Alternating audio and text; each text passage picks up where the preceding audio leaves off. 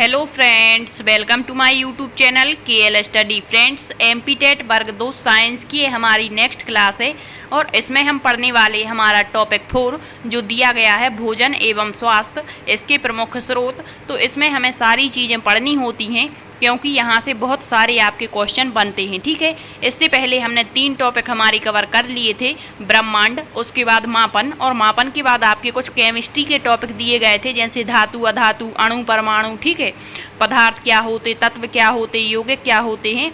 तो ये हमने सारी क्लासें आपको प्रोवाइड कर दी थी, तो आप प्लेलिस्ट में जा कर के देख सकते हैं। ठीक है, फिर बीच में थोड़ा सा जो वर्ग 3 है उसकी नियुक्ति आदेश आ चुके थे, मतलब नियुक्ति जो थी वो नियुक्ति पत्रक आ चुके थे, तो वो हमें उसकी ज्वाइनिंग करनी थी, तो उसके लिए थोड़ा सा हमें टाइम लग गया, लेकिन अभी भी उसकी प्रोसेस जारी है। उसमें बहुत सारी प्रोसेस होती है, तो इस कारण से आपको क्लासें नहीं दे पा रहे थे।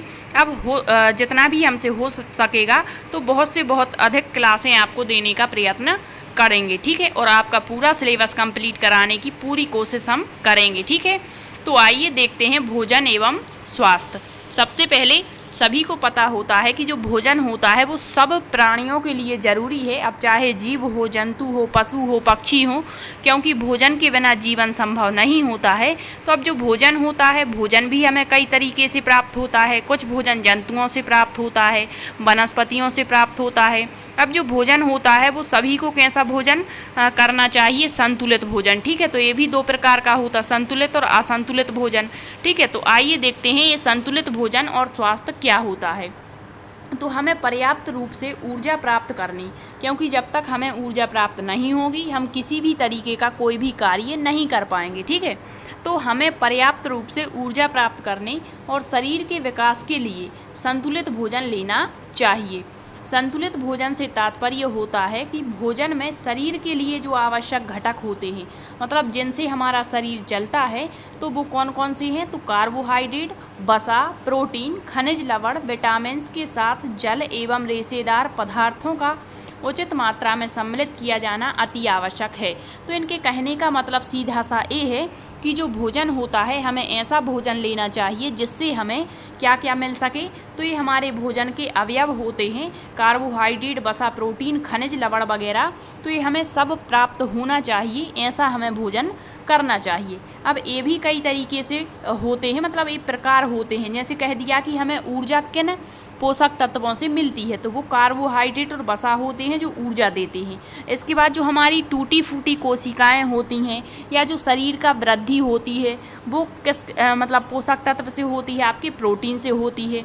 फिर इसके बाद जो विटामिन्स होते हैं, जल होता है, तो इनका क्या उपयोग होता है, इनकी कमी से कौन कौन से रोग होते हैं, और एक मतलब इनके प्रमुख स्रोत क्या होते हैं, इनसे बहुत सारे क्वेश्चन बनते हैं। तो सीधा सा मतलब आपको याद रखना है, संतुलित भोजन वह भोजन होता है जिसमें ये सारे पदार्थ उचित मात्रा में सम्मिलित होते हैं। ठीक है, अब देखते हैं कि शरीर को इनकी आवश्यक मात्रा यदि नहीं मिलती इन पोषक पदार्थों की, तो शरीर की वृद्धि क्या हो जाती है, इनसे प्रभावित हो जाती है। कई बार वृद्धि रुक जाती है, तरह तरह के रोग घेर लेते हैं। ठीक है, तो कई बार उचित मात्रा में संतुलित भोजन ना लेने के कारण बच्चे पोषक तत्व जो हैं, ये हमारे पोषक तत्व होते हैं, तो इनकी कमी से होने वाले रोगों से ग्रस्त हो जाते हैं। जैसे मान के चलिए विटामिन है। अब जो विटामिन होते हैं, विटामिन कई प्रकार के होते हैं, तो जैसे किसी भी भोजन को बच्चे ने किया, ठीक है, तो उसमें विटामिन ए नहीं है, बहुत समय तक यदि उसको विटामिन ए नहीं मिलता है तो जो बच्चा होता है उसमें कौन सा रोग हो जाएगा, रतौंधी रोग हो जाएगा। तो इनका कहने का मतलब है कि हमें ऐसा ही भोजन करना चाहिए जिसमें सभी पोषक तत्व समय समय पर मिलते रहें और हमारी वृद्धि और विकास के साथ साथ हमारा जीवन अच्छे तरीके से चलता रहे। ठीक है, तो आप संतुलित भोजन समझ गए हैं। अब हमारा जो नेक्स्ट टॉपिक वहाँ पर दिया है भोजन और इसके प्रमुख स्रोत क्या होते हैं। तो भोजन क्या है, पहले तो आपको ये देखना चाहिए। तो भोजन वह पोषक पदार्थ है जो किसी जीव द्वारा वृद्धि कार्य, शरीर के विभिन्न अंगों की मरम्मत और जीवन क्रियाओं के संचालन हेतु ऊर्जा प्राप्त करने के लिए ग्रहण किया जाता है। तो आपको ये रटना नहीं है, बस सुनते हुए चलना है, सारी चीज़ें आप ऑटोमेटिकली समझ जाएंगे। ठीक है, सभी जीवधारियों के लिए भोजन की आवश्यकता होती है। अब जीवधारियों में चाहे आपके प्राणी हों, मतलब मनुष्य हों, पशु पक्षी हों, जीव जंतु हों, सब आ जाते हैं। ठीक है, तो सभी के लिए भोजन की आवश्यकता है। होती है। हाँ, ये बात अलग होती है कि सभी प्राणियों का भोजन अलग अलग होता है, ठीक है। भोजन से हमें प्रोटीन, कार्बोहाइड्रेट, वसा, खनिज लवण, अन्य चीज़ें जो हैं वो प्राप्त होती हैं। इन सभी तत्वों की आवश्यकता हमारे शरीर के वृद्धि और विकास के लिए होती है, और इनसे यदि हम संतुलित भोजन करते हैं तो हमारा जो शरीर है वो हमेशा कैसा रहता है, स्वस्थ रहता है, ठीक है। अब देखते हैं पौधे और जंतु दोनों ही हमारे भोजन के प्रमुख स्रोत होते हैं, मतलब हम पौधों से भी भोजन प्राप्त करते हैं और जंतुओं से भी। तो देख लेते हैं जंतुओं से कौन कौन सा भोजन प्राप्त होता है। तो अधिकांश भोज्य पदार्थ हमें कृषि तथा पशुपालन से प्राप्त होता है, ठीक है। जंतुओं में हमें जो गाय है, भैंस, बकरी, भेड़, कुक्कुट, सुअर, मछली, इनसे हमें क्या होता है, भोजन प्राप्त होता है। अब जैसे गाय, भैंस और बकरी है तो इससे हमें दूध प्राप्त होता है। अब बकरी से दूध भी प्राप्त होता है और मांस भी प्राप्त होता है, तो ये भी आपको याद रखना है। फिर कुक्कुट जो होता है इससे मांस और अंडे प्राप्त होते हैं। नेक्स्ट है सुअर और मछली, इससे हमें मांस प्राप्त होता है, ठीक है। तो इतनी चीज़ें आप याद रखेंगे। अब हम देखते हैं भोजन और उसके प्रमुख अवयव, जैसे कार्बोहाइड्रेट है, वसा है, प्रोटीन है। तो आपको बता दें कि जो मनुष्य है उसके लिए 7 पोषक तत्वों की आवश्यकता होती है। कितने? 7। तो एक एक करके हम इन सबको देखेंगे, ठीक है। तो भोजन वे पोषक पदार्थ हैं जिनको जीव करने के लिए, कार्य करने के लिए, वृद्धि और ऊतकों की टूट फूट की मरम्मत के लिए, जैसे ऊतकों और टूट फूट की मरम्मत, तो अभी आपको बताया यदि शरीर में कहीं भी टूट फूट हो जाती है कोशिकाओं में तो उसके लिए जो है प्रोटीन की आवश्यकता होती है, तथा विभिन्न जैव उपक्रमों को सुचारू रूप से कायम रखने के लिए ग्रहण किया जाता है या मनुष्य खाता है, ठीक है। तो ये भोजन होता है। अब पोषक पदार्थ वे पदार्थ जो जीवों में विभिन्न प्रकार के जैविक कार्यों के संचालन और संपादन के लिए आवश्यक होते हैं, पोषक पदार्थ यानी न्यूट्रिएंट कहलाते हैं, ठीक। अब देखते हैं उपयोगिता के आधार पर पोषक पदार्थ कितने प्रकार के होते हैं। 4 प्रकार के होते हैं। कौन कौन से? तो पहले तो ऊर्जा उत्पादक, मतलब जो मनुष्य को ऊर्जा प्रदान करते हैं वो पोषक पदार्थ कौन कौन से हैं, तो वसा और कार्बोहाइड्रेट होता है। इसके बाद है उपापचयी नियंत्रक, मतलब वे पोषक पदार्थ जो शरीर की विभिन्न उपापचयी क्रियाओं पर नियंत्रण करते हैं, जैसे विटामिन हो गए, खनिज लवण और जल, ये उपापचयी। तो यहाँ पूछ लिया जाता है कि बताइए उपापचयी नियंत्रक पोषक पदार्थ कौन सा नहीं है या है, तो आपको ये चारों के 4 याद रखने हैं और किसमें कौन सा आता है ये भी आपको याद रखना है, ठीक। नेक्स्ट है वृद्धि एवं निर्माण पदार्थ, वे पोषक पदार्थ जो शरीर की वृद्धि एवं शरीर की टूटी फूटी कोशिकाओं की मरम्मत करते हैं, जैसे हो गया प्रोटीन। नेक्स्ट है आपके आनुवंशिक पदार्थ, तो वे पोषक पदार्थ जो आनुवंशिक गुणों को एक पीढ़ी से दूसरी पीढ़ी में ले जाते हैं, वो आपके आनुवंशिक पदार्थ, जैसे इसमें न्यूक्लिक अम्ल आ गया।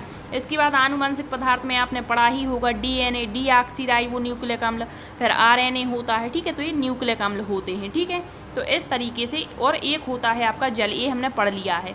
तो इस प्रकार से टोटल यदि पूछता है कि मानव शरीर के लिए कितने पोषक तत्वों की आवश्यकता होती है, तो वो 7 होते हैं। अब 7 यहाँ पर आप देख सकते हैं, पहला वसा हो गया, कार्बोहाइड्रेट हो गया, इसके बाद आपका हो जाएगा 2 हो गए, ठीक है। इसके बाद तीसरा विटामिन, चौथा खनिज लवण, 5वां हो गया जल, 6वां हो गया प्रोटीन और 7 हो जाएगा आपका आनुवंशिक पदार्थ डीएनए, आरएनए, ठीक है। तो टोटल 7 होते हैं। उपयोगिता के आधार पर पूछते हैं तो 4 हो जाएंगे। फिर यदि पूछता है ऊर्जा उत्पादक कौन कौन से हैं, तो वसा, कार्बोहाइड्रेट हो गया। इसके बाद उपापचयी नियंत्रक कौन कौन से हैं, तो विटामिन, खनिज लवण और जल हो गया। वृद्धि और निर्माण पदार्थ कौन सा है, तो वो प्रोटीन होता है। आनुवंशिक पदार्थ न्यूक्लिक अम्ल होते हैं, जैसे आपका डीएनए, आरएनए हो गए, ठीक है। आइए अब देखते हैं पहला पोषक पदार्थ कार्बोहाइड्रेट। तो नाम से आप समझ चुके होंगे, कार्बोहाइड्रेट अर्थात हमारे शरीर को ऊर्जा देता है। तो एक क्वेश्चन आपको यहाँ से याद रखना है, यदि कहता है कि यदि किसी मनुष्य को तुरंत ऊर्जा की आवश्यकता है, कैसी? तुरंत, तो वो किससे प्राप्त होती है? कार्बोहाइड्रेट से। लेकिन सबसे अधिक ऊर्जा कहाँ से मिलती है? तो सबसे अधिक जो ऊर्जा है वो वसा से मिलती है। किससे मिलती है? वसा से मिलती है। तो ये भी आपको याद रखना है। जैसे कहता है कि एक खिलाड़ी खेलने से पहले यदि उसको ऊर्जा की आवश्यकता है तो वो कहाँ से प्राप्त करेगा? कार्बोहाइड्रेट से, ठीक है। लेकिन यदि उसको संचित करके अधिक समय के लिए ऊर्जा को रखना है तो वो वसा से प्राप्त होती है। तो सबसे ज़्यादा ऊर्जा कहाँ से मिलती है? वसा से। लेकिन तुरंत यदि ऊर्जा की आवश्यकता है तो कार्बोहाइड्रेट के रूप में व्यक्ति को जैसे संतरे की गोलियां होती हैं, ग्लूकोज होता है, ये दिया जाता है। वो क्यों दिया जाता है? क्योंकि उससे तुरंत ऊर्जा मिल जाती है। ठीक है, तो क्वेश्चन बनता है कि एक धावक या जो खिलाड़ी है या धावक है, वो दौड़ने से पहले यदि उसको ऊर्जा चाहिए तो वो कहाँ से प्राप्त होगी? तो कार्बोहाइड्रेट से। आइए अब देखते हैं कार्बोहाइड्रेट को। कार्बोहाइड्रेट ऊर्जा प्रदान करने वाले पदार्थों का वर्ग है, अभी हमने देखा। अब जो कार्बोहाइड्रेट है वो कार्बन, हाइड्रोजन और ऑक्सीजन, इनका अनुपात पूछ लिया जाता है। तो कार्बोहाइड्रेट में कार्बन का 1 अनुपात, हाइड्रोजन का 2 अनुपात और ऑक्सीजन का 1 अनुपात होता है। तो इस अनुपात से मिलकर बने कार्बनिक पदार्थ क्या कहलाते हैं? आपके कार्बोहाइड्रेट कहलाते हैं। और इसका जो आधारभूत सूत्र है, पिछली बार यही पूछ लिया गया था, तो वो होता है, इस तरीके से लिखा जाएगा, ये CH2 और N होता है। ठीक है, अब जो N है ये नंबर्स होते हैं और इसको बढ़ाते जाते हैं तो पॉलीसैकेराइड बन जाता, मोनोसैकेराइड होता है। तो बस इसका आधारभूत सूत्र पूछता है, डीपली नहीं जाता, तो इतना आपको याद रखना है। अब शरीर को ऊर्जा की आवश्यकता तो कितनी होती है? 100%। अब ये 100% जो है इसकी जो पूर्ति है कुछ कार्बोहाइड्रेट से होगी, कुछ आपके प्रोटीन से होगी, कुछ विटामिन से होगी। तो यदि पूछ ले कि जो शरीर है उसको ऊर्जा की आवश्यकता का कितना % जो भाग है वो कार्बोहाइड्रेट से प्राप्त होता है, तो वो है 50 से 75% मात्रा की पूर्ति किससे होती है? आपके शरीर को ऊर्जा की कार्बोहाइड्रेट से होती है। कार्बोहाइड्रेट है जो 1 ग्राम ग्लूकोज को क्या कहते हैं? आपका कार्बोहाइड्रेट होता है, सरल होता है, सबसे सरल। ठीक है, तो 1 ग्राम ग्लूकोज के पूर्ण ऑक्सीकरण से कितना ऊर्जा प्राप्त होती है? ऊर्जा हमने पढ़ लिया है मापन में, ऊर्जा का मात्रक कैलोरी होता है। ठीक है, किलो कैलोरी। तो यहाँ पर 1 ग्राम यदि हम ग्लूकोज को ऑक्सीकृत करते हैं पूर्ण तरीके से तो 4.2 किलो कैलोरी ऊर्जा इससे प्राप्त होती है। मोस्ट इम्पोर्टेंट क्वेश्चन है, एक तो ये पूछता है और एक बसा का पूछता है, तो बसा का आगे देख लेंगे, अभी ये याद रखें। नेक्स्ट है कार्बोहाइड्रेट कार्बनिक यौगिक होते हैं जो पचने के पश्चात ग्लूकोज में परिवर्तित हो जाते हैं।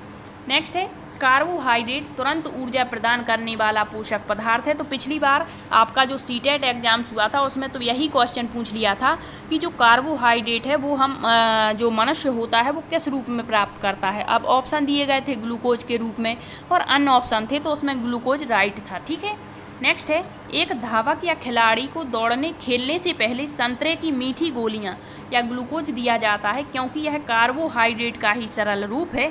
और ऐसा क्यों किया जाता है? क्योंकि तुरंत ऊर्जा धावक को चाहिए है। ठीक है, नेक्स्ट है कार्बोहाइड्रेट के स्रोत पूछ लिए जाते हैं कि कार्बोहाइड्रेट किन किन स्रोतों से प्राप्त होता है। तो सबसे पहले तो याद रखेंगे आप आलू, इसके बाद गेहूँ, चावल, मक्का, ज्वार, बाजरा, दूध, शकरकंद, चुकंदर, गन्ना, शलजम, संतरा, केला। ठीक है, तो इतने जो हैं। इसके बाद आपको याद रखना है मीठे पदार्थों में सबसे ज़्यादा कार्बोहाइड्रेट गुड़ में होता है, फिर शक्कर में होता है। ठीक है, तो ये इसके प्रमुख स्रोत हैं।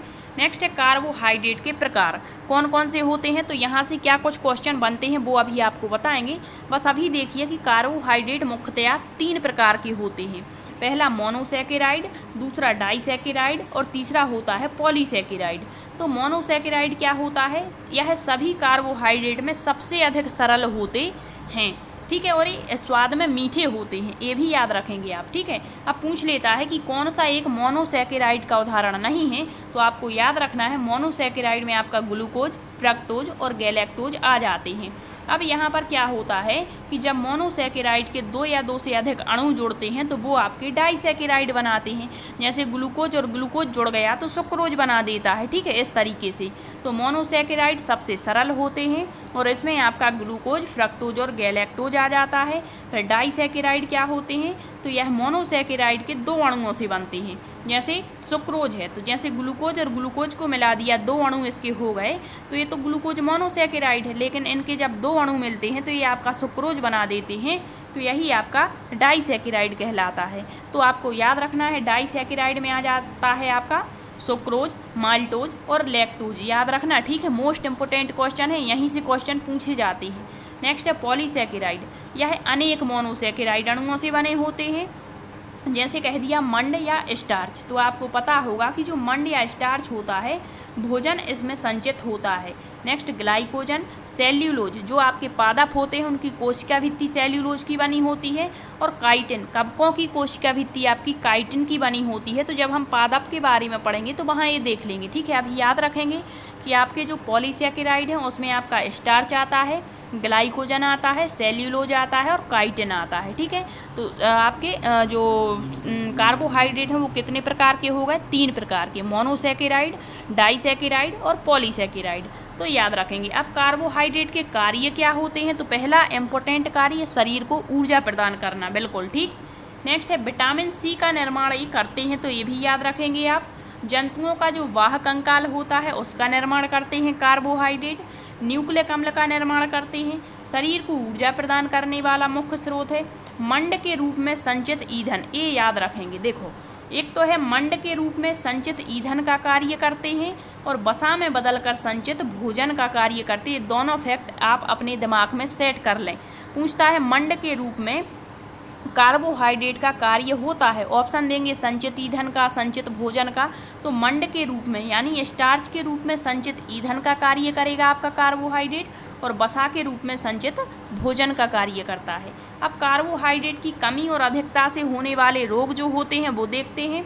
तो कार्बोहाइड्रेट की अधिकता से शरीर के वजन में क्या हो जाती है? वृद्धि हो जाती है, और शरीर में मोटापा वगैरह और इससे संबंधित रोग होने की संभावना बढ़ जाती है। नेक्स्ट है कार्बोहाइड्रेट की कमी से शरीर का वजन कम हो जाता है, कार्य करने की क्षमता घट जाती है, और शरीर में ऊर्जा उत्पन्न करने हेतु प्रोटीन प्रयुक्त होने लगती है, जिससे यकृत और नाड़ी संस्थान, यहाँ नाड़ी होगा, क्रियाकलापों में शिथिलता यानी कमी आ जाती है, मतलब स्थिरता आ जाती है, मतलब धीरे धीरे कार्य होने लगता है। ठीक है, तो ये हुआ आपका कार्बोहाइड्रेट। इसके बाद आपका जो होता है ऊर्जा प्रदान करने वाला पोषक पदार्थ वो होता है आपका वसा।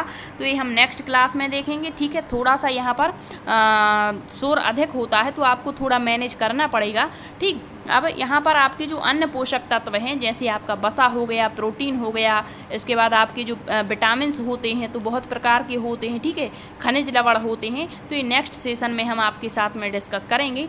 आपको क्लास कैसी लगी कमेंट्स में ज़रूर बताएं, और यदि कोई क्वेश्चन है तो आप कमेंट्स में पूछ सकते हैं। और पीडीएफ के चक्कर में ना पड़ें आप, जितना हो सके अधिक से अधिक आप अपने से तैयारी करें, और जितनी भी क्लासें हम देने का प्रयत्न कर रहे हैं ये बहुत ही अच्छा मैटर आपको देते हैं और इम्पोर्टेंट ही मैटर देते हैं। ठीक है, अब आपका जो परीक्षा का समय है वो बहुत ही नज़दीक है, तो आप अच्छे से मेहनत करते रहिए और आगे बढ़ते रहिए। धन्यवाद।